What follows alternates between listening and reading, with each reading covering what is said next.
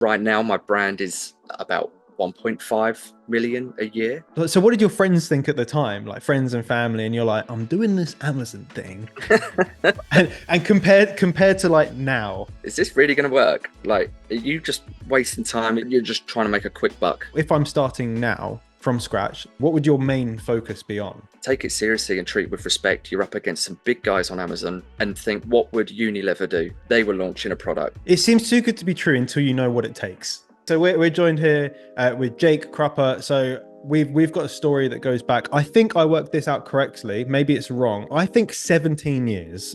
It could be like give or take a year or so. I think you're right. I'm 17. going to go around 2007 or so. Yep. My memory's a bit foggy around those times.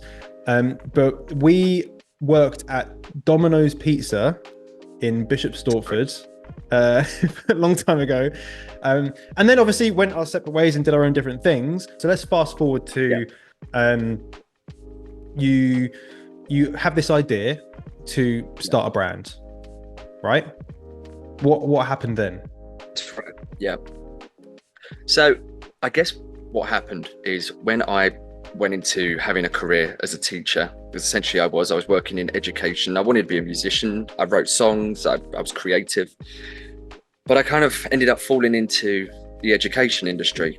And as the time went on, I realized I wasn't being able to use my creative spark, and it became very frustrating not being able to utilize that part of me, which I love doing. I love being creative. And so I would always have these ideas of creating brands, creating a new company, a new thing. And then that intertwined with reading some things, finding stuff online. And I guess what happened quite a bit as well, I'd watch things like Dragon's Den, where you see these entrepreneurs, they come on, they haven't reinvented the wheel. They've maybe taken an existing product or an existing way of doing something, but just tweaked it to target a new niche, a new market, or solve a new problem with it. And I just love that idea. I love that, being able to utilize your creativity in that way, and getting paid for it, and in some cases, if you're very lucky, you're getting paid a lot to do it, and having the lifestyle, the freedom that comes with that. But I think at the time as well, a lot of that, and I guess before the Amazon, what we know Amazon to be now was a thing. It was very much a landscape of, you have an idea, you create the brand, you create your product in your head or on paper. You have to source a supplier, the manufacturer, to create that. You create a prototype. You have to fund all of that as well in that time. And that's all time that you have to put into it. And if you're lucky to get that far, you then have to find buyers. You have to pitch to these big companies. And let's face it, it's near impossible to get that in a brick and mortar store. And if you are lucky, you need to be able to have the cash ready to go with a massive order. So for me, it was something like, it was a bit of a pipe dream. It was something I really wanted to do. I didn't have an education in creating products, so I couldn't go and get a job doing that. So yeah, it was just a pipe dream, and it was just an interest I'd had in my head. But then one day I stumbled across a video of yours, and you're like, this guy just will not leave me alone. Last time I saw this guy in a Domino's Pizza uniform, you were talking about, and I think it was when you were very much in your early days of starting to form an academy and help people.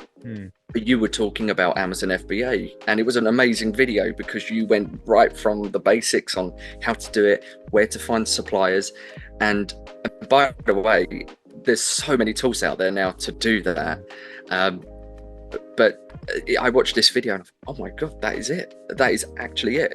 So you've been thinking about this for a while of like, I've got these ideas. How can I do it? This is going to be too expensive these are the solutions that actually allow me to do that.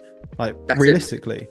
Yeah, absolutely. And prior to that video, this is probably 2017. Yeah. I had no idea that Amazon was a marketplace of third-party sellers. Yeah.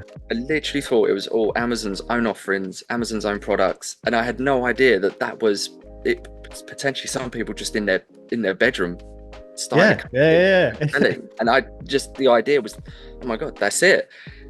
So yeah, then I started on the journey of becoming an Amazon seller, I guess.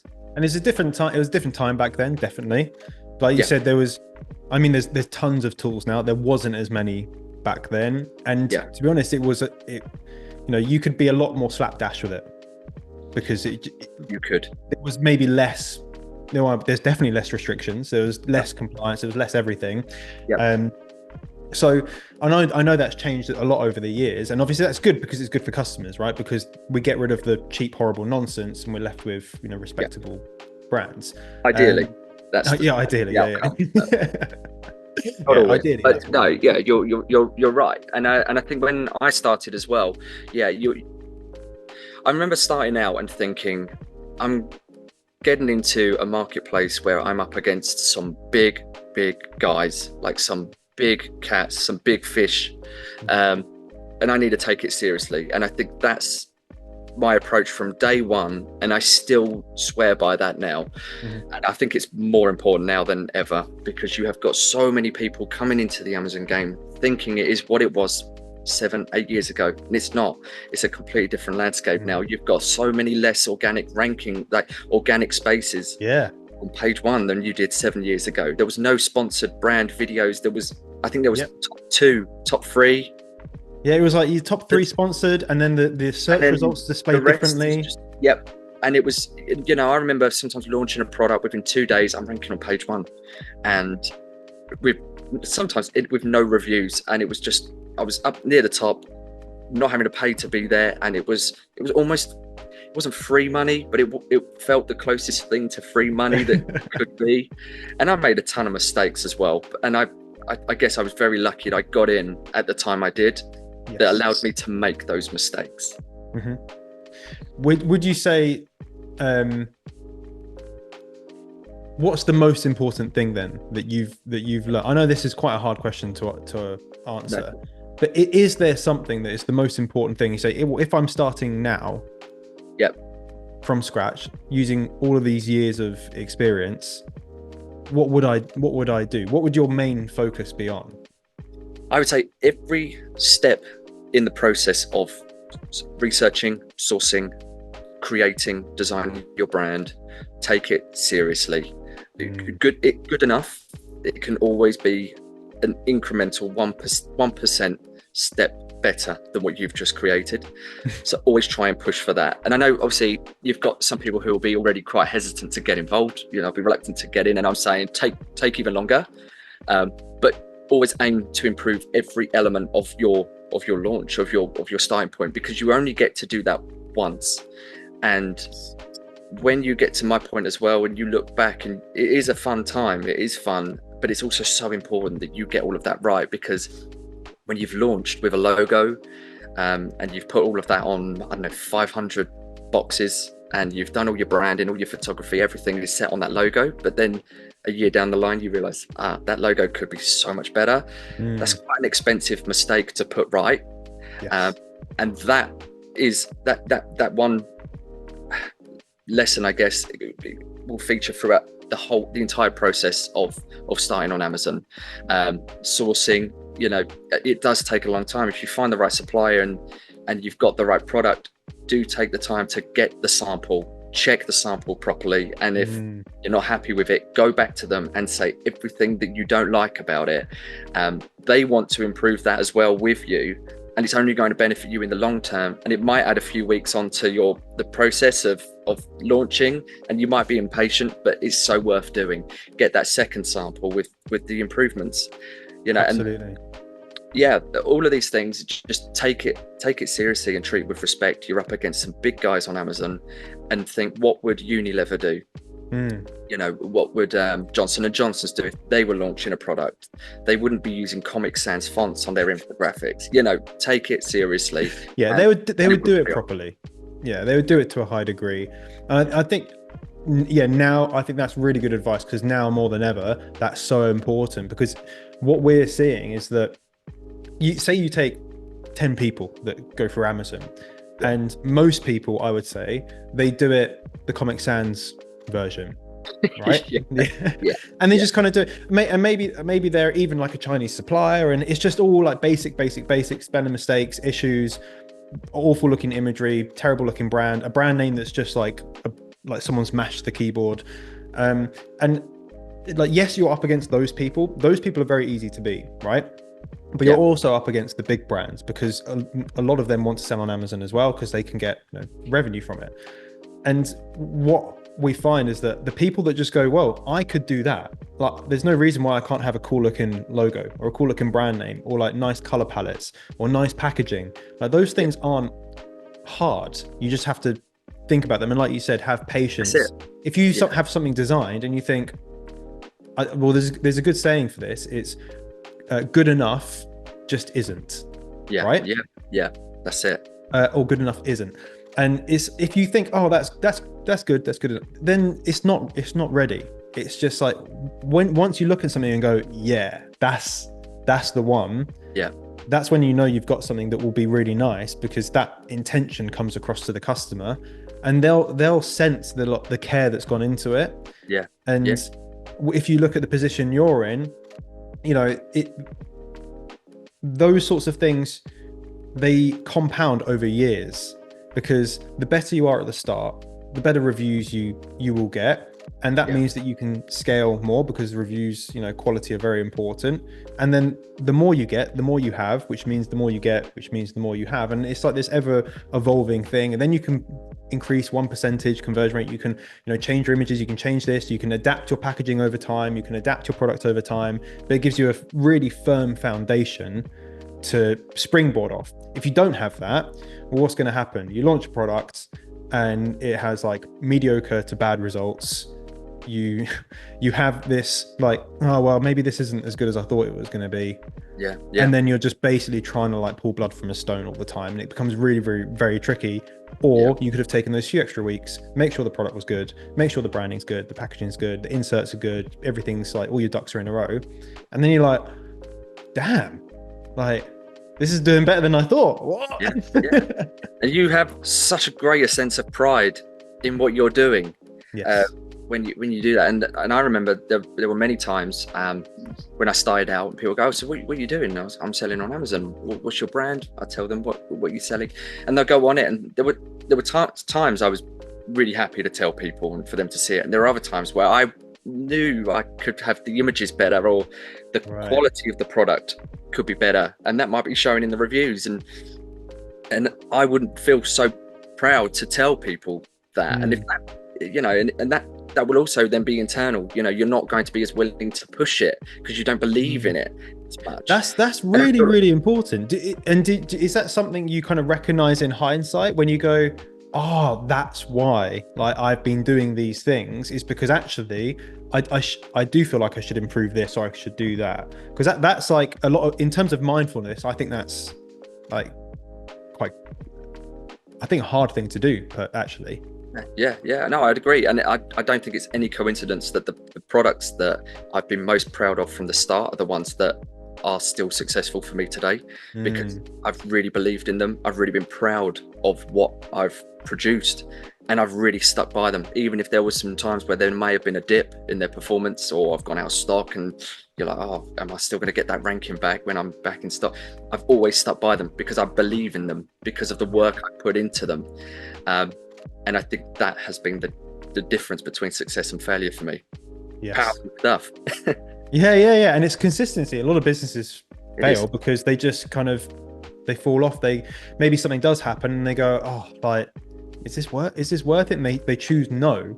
When actually, a lot of the times, if you choose yes, you work around the problem, because there's always solutions to problems, right? Yeah. And then you figure out, okay, well, I'm now at the next level. I figured out that problem. I'm over it. You have more problems at this point, but they're just more problems to overcome. Yeah. What do your so what did your friends think at the time, like friends and family? And you're like, I'm doing this Amazon thing, and compared to like now, I think they had the same thoughts that I had at the start, and is this really going to work? Like, are you just wasting time? Is this sort of like you're just trying to make a quick buck kind of thing, a little side hustle where you're just in it for the money kind of thing? I didn't have that thought. They were just kind of like, what's the Amazon thing? Does it even work? What is that? And don't get me wrong, I thought exactly the same up until I got that first order come in. Yeah. I'm thinking, what is this? Like, is this just a complete gimmick? But as the time's gone on, I've been able to quit what was my 9 to 5 job, and did that about 3.5, 4 years ago now. Mm-hmm. And now, as I see my friends and I see friends and family and whatever, and they're like, "Oh, how's this going? How's that going?" And yeah, really good. Recently launched this new product, or I've launched into Germany, or I'm now scaling in France more and starting to get into the US. And yeah, I just work from home. Sometimes I just work 3 days a week, or sometimes not at all, depending on what, how much I've got going on. And they're just baffled by it. They're like, what? They're like, what? And they're like, how are you? What do you mean you're working 3 days on a laptop and you don't? Where's all the stock that? And you're like, well, this is what. Go straight to there, and yeah, it is mad. It's like I've got a cheat code for life in a way. Yeah. But obviously it hasn't come easy, and it's one of those things that I've had to work at for 6 years now to get to that point. So if you're investing 6 years, and that's a lot of money, that's a lot of time, you do expect at this point to be in that position. I would think so. Like, not so much with other business models, but if I look at like my professional career before this, so like taking Apple for example, I was there for 5 years, and when I started, I was just a normal employee. I can't remember what my wage was, but it was just like a normal, maybe slightly over retail, like. Yeah. And then when I left, I was only earning like 30-something thousand, and I was there for 5 years. Like, yes, learned a lot, but that was 5 years. I was thinking, wow, what could I have achieved in 5 years if I just maybe had my own business, or if I found this in 2012 or whatever. Yeah. Can imagine what it would have been like. And so when you think, well, I've put 6 years, 7 years work into it, and this is where I'm at, like, that's an incredible growth, because you started something from scratch. Starting a business is extremely hard. A lot of businesses fail anyway. Yeah. And you built it up to where, 3 years ago, you've, quit your job, even though that was also self-employed. But it's you've taken that time back, and you can work 3 days a week, or if you want to go on holiday, you can bring in staff, and that's like it's a ginormous accomplishment. And I think from your perspective, I'm sure I have this. I take things for granted, like, quite often. Yeah. Where I can, like, and I know we spoke before about the kids being at home and you working at home and stuff like that. Yeah. It's a problem, but what a great problem to be able to work, to be at home for your kids' upbringing. It absolutely is. And so I've got 2 kids. My youngest is 6, and I remember when he was really young, I wasn't here for it. And I know that sounds mad. I was a guitar teacher, but I was out the door at 7 a.m. I started teaching at 8 a.m. In schools, and then I would do evening work. So I wouldn't get in until 9 o'clock in the evening. So I didn't see my kids for, that period of time. And now, as we're at the place that I'm at, we're having a third. And I'm so excited for it, because I get to do all of that, which I missed out on.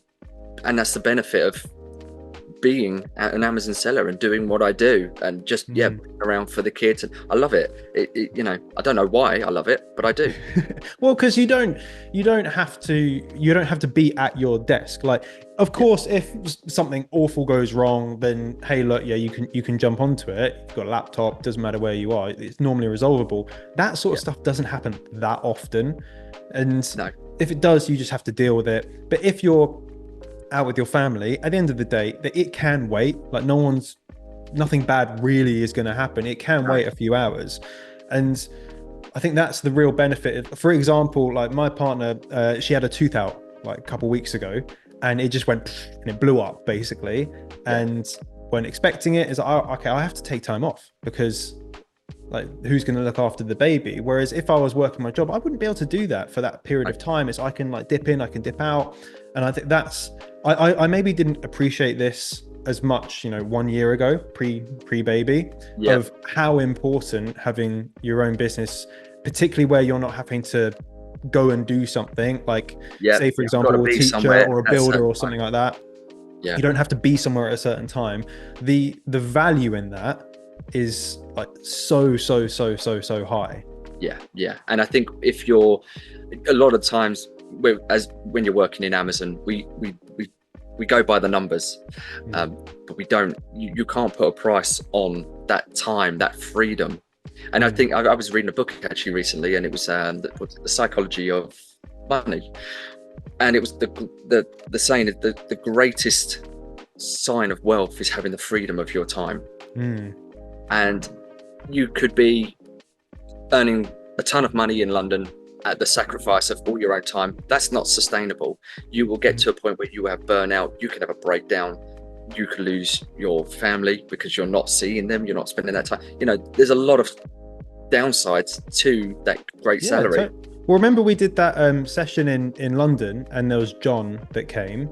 Yes. You remember him? So his story was, he very like high powered job, and never really got to see his kids, and then took the plunge into FBA. 2 years later, exited that business, and at the same time kind of quit his job because it was in that same position of working really hard in London, super long hours, and then realizing, hang on a minute, this is not okay. I could be doing something completely different for myself and have the time, like have the money and have the time.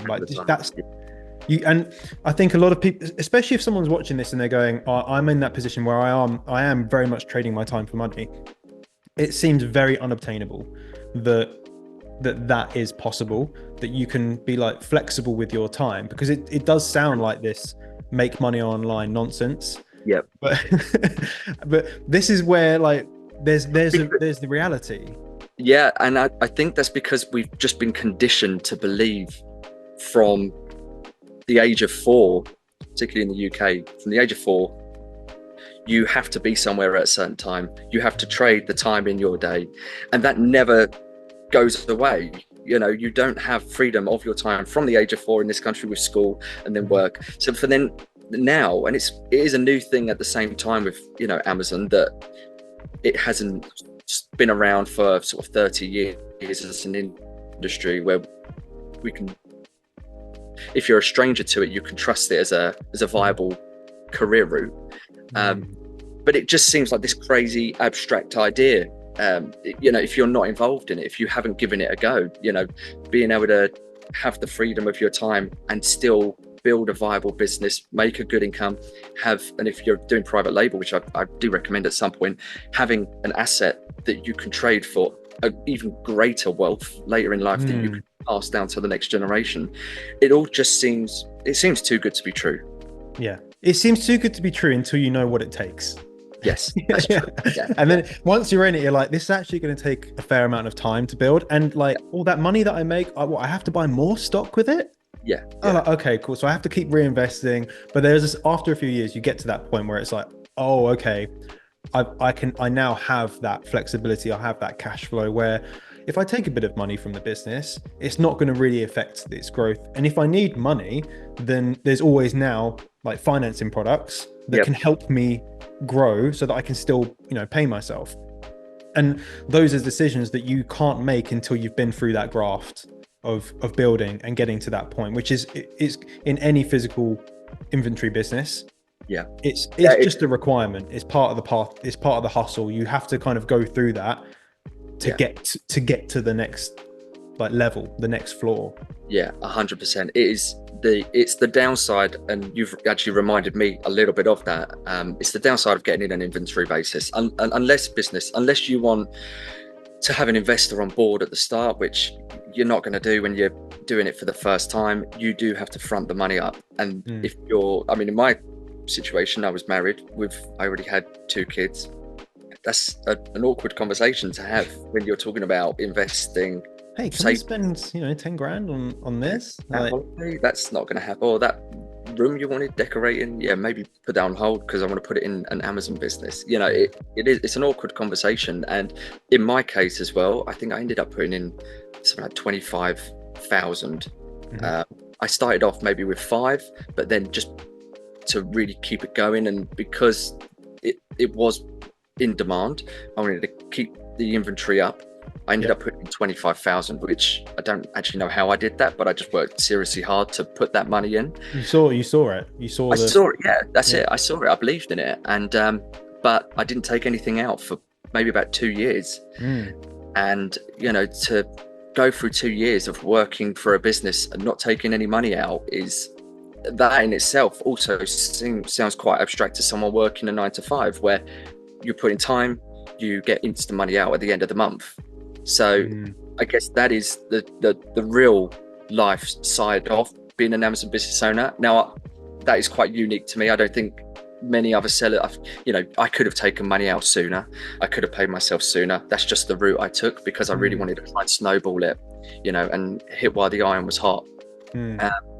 But yeah, and that's it's difficult in that sense. Well, there's the saying within like success in business, and I don't think this is unique to selling on Amazon.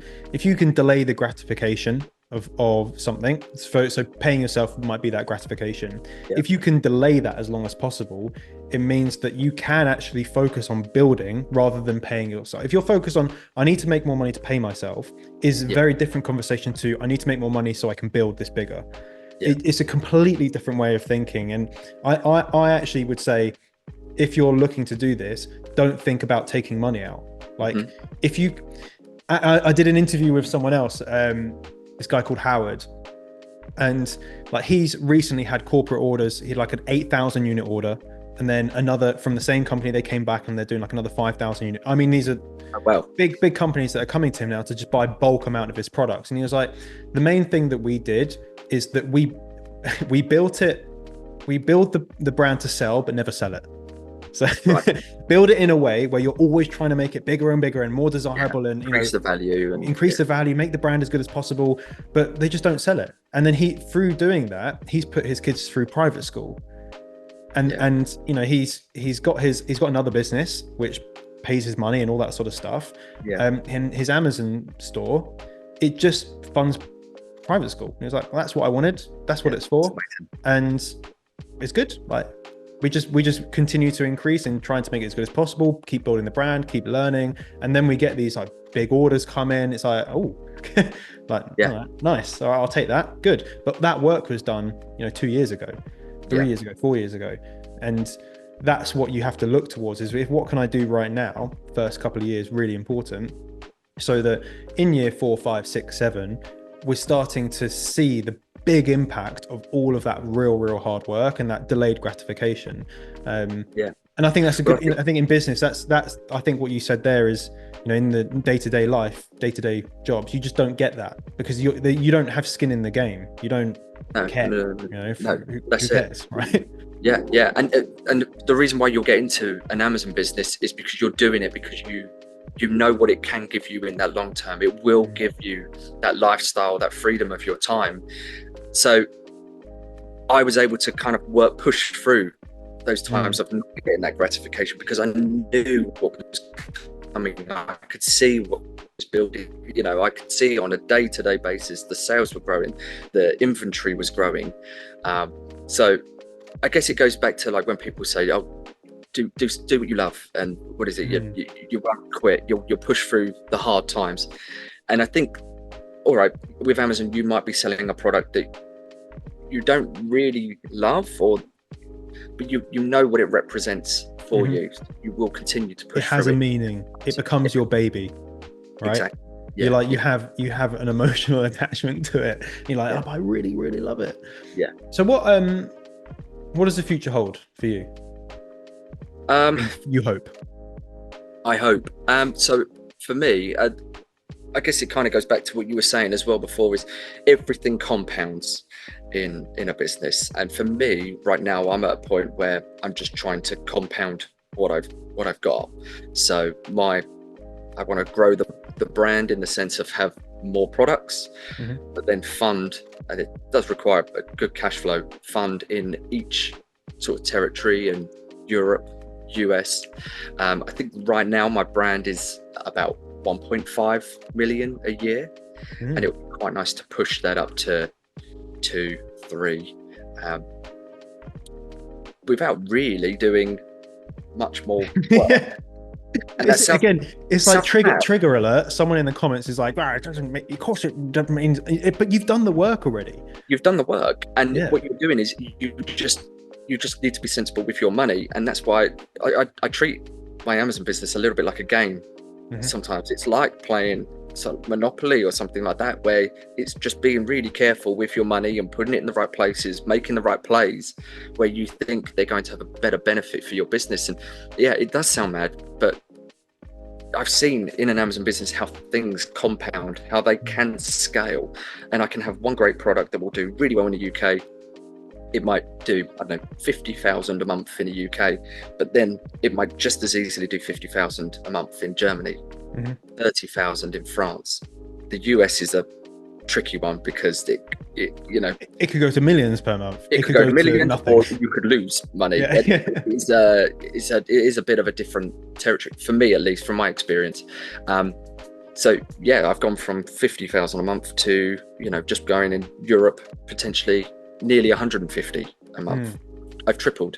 Yeah. So with the same products, yeah, the same suppliers, the same everything, the same contacts, the same images. Yeah. All the work has been done. You just, okay, I need that money to fund X amount of inventory to now go to that marketplace, that territory. And obviously, don't get me wrong, you have got the work involved in, setting up in those new countries or making sure you're compliant with customs, etc. But it's that scalable. And I think, so from being an Amazon seller, I've learned from coming away from that 9-to-5 mindset of, I guess, being a little bit more of a risk taker, but just having such a different mind in opportunities when they come. Because of that, I have another business which I expect within the next 12 months that will go to 7 figures. And that's not, it's kind of grown from an Amazon idea, but it's also grown into its own thing where I have high street locations and things like that. And that's mad. I would never have done that. I would never have thought that was possible 8 years ago or before Amazon. So I think with the Amazon mindset, you've just learned to, because you have the time as well and you have the energy to get behind ideas. So I guess that's me going forward. There's nothing really too crazy. Spend more time with my family, but just let these things compound now. I've found things that work, and I'll just continue to push them. Double down on what works. If anything, you've tried something and it's not done, ditch that. Just focus on the winners and scale vertically, go into different marketplaces. Yeah, and you've got the other business as well. Continue doing that, and that's a really important. I think that what you've just said is so critical, because if you can see, oh, here's this opportunity on Amazon, and now I've put it on Amazon. And now it's doing well. Oh shit! Now I can. I've found an opportunity. I've actioned it. And actually selling on Amazon is really complicated. You're importing goods to a country. You've got all the compliance thing. You've got all the marketing. It's a really complex thing. If you can do that, if you can do that, actually opening like somewhere on a high street, you're like, oh, everything's local. I've not got to deal with suppliers in China, and I've got all this. It's actually like, oh, I could do that. Like, I can actually do that. But it's the process as well. So the process you take in launching an Amazon business, you recognize that could be implemented in so many other ways that no one does. So, you do your research, you find the numbers, you see what works. And in my case, I might find somewhere a location where there's lots of chimneys around, a big population of people, low competition, which you hear a lot in the Amazon space, even though that might not necessarily always be true. And then it's implementing your idea to a high standard and then launching. And the blueprint that I use to make a successful business on Amazon, I'm implementing outside of Amazon and seeing good results from that. So it's mad. It really is crazy, and hopefully I'm sharing that with you because you don't hear that a lot. And it was I guess that was an idea that it was born for me out of COVID, because I recognized so many businesses were relying on sort of one stream of income. They were sitting on a chair with one leg. And for me, my business, I sell products on Amazon, but then I use those products in real life as well. And so this one idea has brought in potentially 3-4 different income streams. Yeah. It's like it's an Amazon FBA on steroids. Yeah. And then you never know, like in 5 years time, every time you do something, you'll be like, okay, cool. That works really well. We can do that again. You've got these locations, you can open more. You know, it's rather than going and say, I'm going to start a new business. We launched on Amazon, then we launched into these different marketplaces. Cool. We've got these locations. We can launch into the different marketplaces. And you can, again, scale your businesses in a completely different way. If people want to ask you questions and stuff, you're inside our free school community. So I would say, if you want to join that, the link's going to be down in the description. We've just gone over 300 members. There's over 20, I think there's 24 subject matter experts. A lot of these people, you've met over the years. And we calculated over $1 billion worth of Amazon selling experience inside. So it's completely free to join. So if you do have any questions for Jake, then feel free to join that, and you can ask a question about selling on Amazon and just, tag him in it.